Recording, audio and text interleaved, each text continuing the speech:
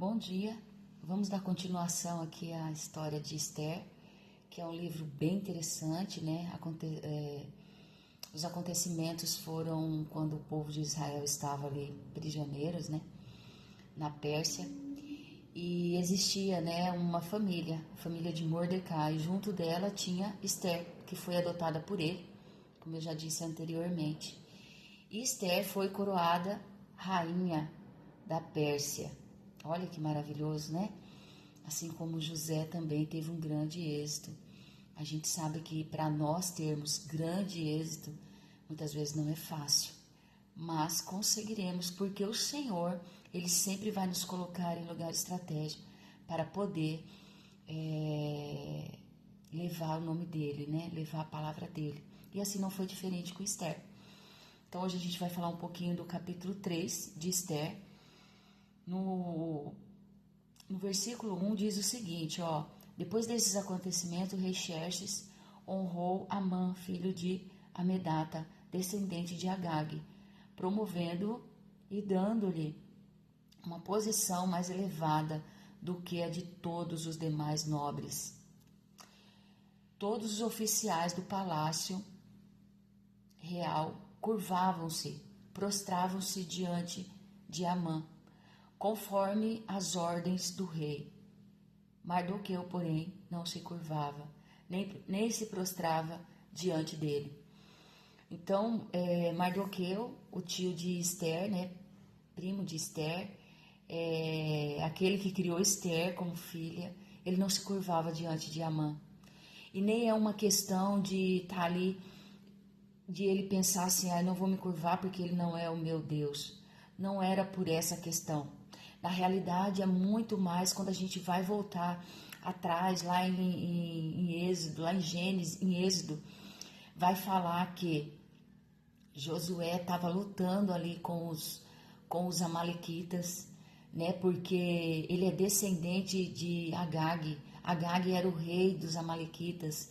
E diz que Moisés ele sobe até o monte e fica ali com as mãos estendidas. Depois de muita luta, ainda Arão e Ur sobem para segurar as mãos de Moisés. Então é algo muito lá atrás. Não tem apenas a ver com Mordecai e com Amã. Tem a ver com as nações de Israel. O povo malequita sempre foi um povo que queria a destruição de Israel. E ali, Mordecai, apesar de ser entre ele e Amã, Mordecai se posiciona. E Mordecai não se curva diante dele e segue a sua vida. Porém, os puxa-saco, né? Os bajuladores de Amã, porque Amã também assim era, vai e avisa ele. Fala, Mordecai, ele não se curva diante de você. E aí, Amã, o que ele faz? Ele vai ao rei para falar o seguinte, né? Olha só, no versículo 7, no primeiro mês do 12º ano do reinado do rei Xerxes, o rei de Nizam, no mês de Nizam, lançaram isto é, sorte, na presença de Amã, a fim de escolher um dia, um mês, para executar o plano. E foi sorteado o 12º mês, o mês de Adar. Aqui, na verdade, Amã já tinha ido, né, ao rei Xerxes, e ele disse o seguinte, ó, que o povo, existia um povo ali, né, no reinado dele, que não obedecia às ordens. Muitas vezes o bajulador, ele vai levar a você uma informação, mas ela não é completa. E muitas vezes falta da nossa parte perguntar, por quê, né? Por quê? Por que esse povo não se... De que maneira? Por que esse povo não obedece? Por que essa pessoa não faz o que tem que ser feito? O que está acontecendo? Muitas vezes falta isso. Porque os bajuladores, ele nunca vai contar uma história por completa. Ele sempre vai mascarar alguma coisa. Então, isso foi aqui na Pérsia, né? Com a rainha Esther, com o povo de Israel. Mas isso acontece no nosso dia a dia. Bajuladores é o que mais existem. Então, é interessante a gente sempre perguntar, né? Quando um bajulador, quando alguém levar, né, alguma informação para você. Por quê? O que acontece? Por que é feito? Por que essa pessoa faz dessa maneira, né? O que há por trás? É importante saber o que está acontecendo. Muitas vezes a informação não chegou por completo.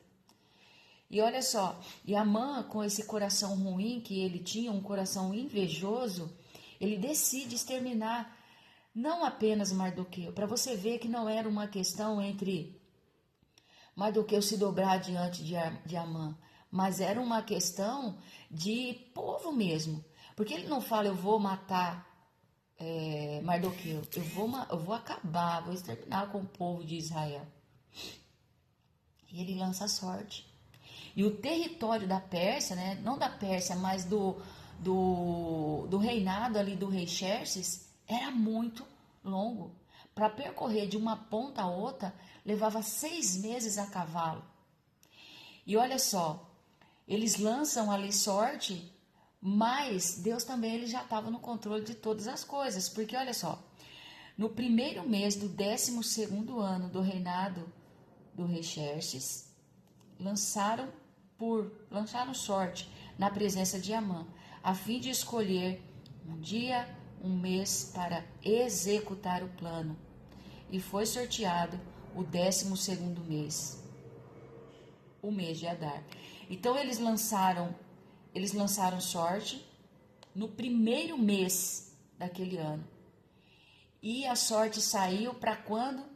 No 12º mês, quase um ano, né? Um ano ali para que aquela ação fosse executada. Então, por mais que levasse um ano para ser levada as cartas ali, né, a todo aquele continente, né, a todos aqueles lugares ali onde o rei Xerxes ele era rei, daria tempo, ainda que fosse rápido demais, né? Então teve aquele apavoramento todo, né, por conta dessas questões aí. E ele fala, ó, no versículo 13, as cartas foram enviadas por mensagem a todas as províncias do império, com a ordem de exterminar, aniquilar completamente todos os judeus. Não era Mordecai, não era apenas aquele povo ali, mas era todos os judeus, jovens, idosos, mulheres e crianças, num único dia, o 13º dia do 12º mês, e de saquear os seus bens. Então, por mais que as pessoas não tivessem, né, nada contra os israelitas, quando você fala assim, olha, você pode matar os judeus e ficar com as coisas deles. Isso aí provavelmente deve ter instigado muito, né, o coração daquelas pessoas sem Deus, daquelas pessoas que estavam ali e foram, né, na onda dessas cartas aí, né, desses decretos. E é triste, né? É muito triste, porque os bajuladores, os corações invejosos, eles querem o mal. E a gente tem que estar sempre orando, sempre buscando a Deus, sempre querendo entender mais da palavra de Deus, sempre colocando as nossas dificuldades diante de Deus, porque o Senhor é por nós em todo o tempo, não importa o que estão querendo fazer com você. Deus, Ele é o nosso intercessor, Ele sabe de tudo. Então, como ontem foi pregado, né, eu achei interessante, a obreira Thaís pregando ontem, ela falou o seguinte, nós precisamos olhar pela lente de Deus. Então, muitas vezes está um caos na nossa vida e a gente não consegue olhar pelo olhar de Deus, né? Então, a gente precisa ver isso. Em meio ao caos, a gente precisa ver aquilo tudo organizado. Aquilo tudo de maneira, porque Deus, Ele não deixa escapar uma situação sequer. Tá ruim hoje, mas amanhã vai melhorar. Vai melhorar. Porque Deus, Ele é um Deus de paz, Ele é um Deus de organização, Ele é um Deus de ordem e decência. Então creia que a sua luta vai passar. Temos que fazer algumas coisas, temos que nos dobrar diante de Deus, do Deus Todo-Poderoso, porque Ele vai reverter essa situação. O inimigo ele vem para tentar nos destruir, assim como foi com o povo de Israel aqui no capítulo 3 de Esther. Mas Deus ele já estava providenciando tudo. Ele providenciou uma rainha e a rainha estava lá, esperando o momento exato. Amã ali ele tentou, mandou decreto, porque o rei, ele tirou o anel dele e entregou a Amã. Ele falou, faça como tem que ser feito. E Amã fez os decretos ali, selou e enviou as províncias para que aquele povo fosse morto, né? E fosse saqueado todos os bens dele. Mas olha só, Deus entrou com providência. Apesar de uma ponta a outra, né, do território ali que o rei Xerxes era rei, levasse 6 meses, ainda assim era o suficiente para que aquela situação ela fosse revertida. Porque deu 1 ano. E ainda assim, porque foi descoberto, né, o plano dele. E Deus, ele é perfeito. Não se preocupe. Hoje você sabe de um acontecimento ou de algo que vai acontecer. Deus já está sabendo, muito tempo antes, e ele já entrou com providência. Fique em paz. Fique em paz. Vai dormir, descansa, fecha o olho. Entrega a situação nas mãos do Senhor. Tá bom? Deus já sabe de tudo. E Deus, ele quer sempre o melhor para nós, que possamos descansar em Deus. Não esqueça, Deus já entrou com providência. Deus é maravilhoso. Deus jamais deixará a nossa causa sem um cuidado. Ele já cuidou de tudo. Ele já está no futuro. Ele está no passado, ele está hoje, cuidando de cada detalhe. Deus abençoe a sua vida, que seja um dia de grandes bênçãos para você, em nome de Jesus.